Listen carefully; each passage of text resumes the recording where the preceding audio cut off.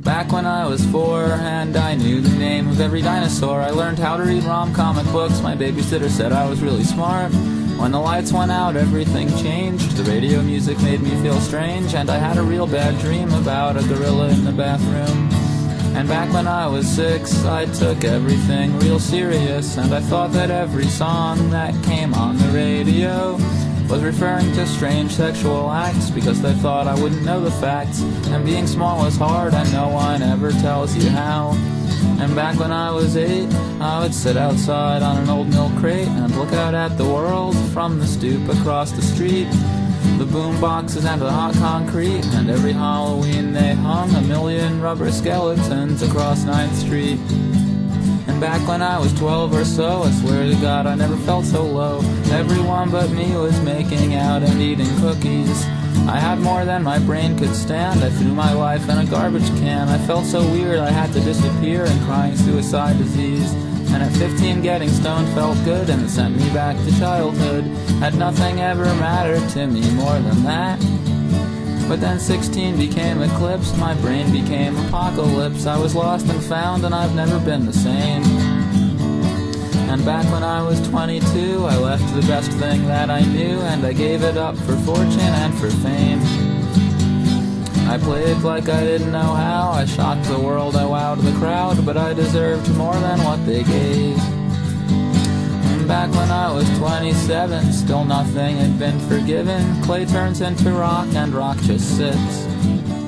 So sitting on a crowded beach, I'd pretend I was a leech, and I'd stick to things here and there for a little bit.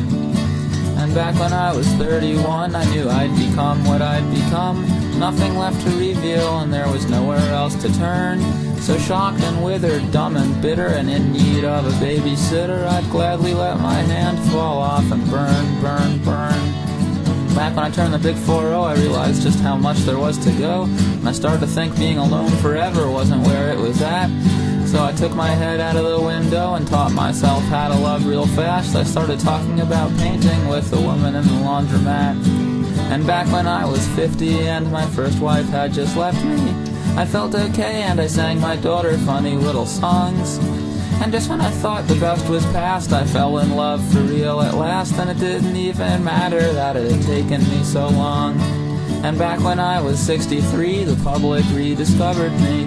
My comic books and albums had all become rare cult collector items, and both my parents were deceased, so I didn't see my records get re-released. And I got a dog for the first time in my life.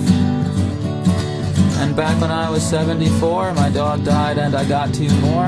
I still felt really good about my daughter and also about my girlfriend, and I would sing and draw a little bit, but mostly I would just wake up early and sit and hang out with the puppies and wish that I could live forever. And back when I was 87 and my grandson had just turned 11, my woman was dead and my dogs were getting pretty old. My body didn't work quite like it should, but overall things were pretty good. I was getting decent royalties from the reissued comic books and records. And back when I was 106, my only friend was one goldfish. Everyone I ever knew was dead and gone, and the goldfish never had a name, and the neighbors thought I was insane, and I flushed it down the toilet when I saw it floating upside down.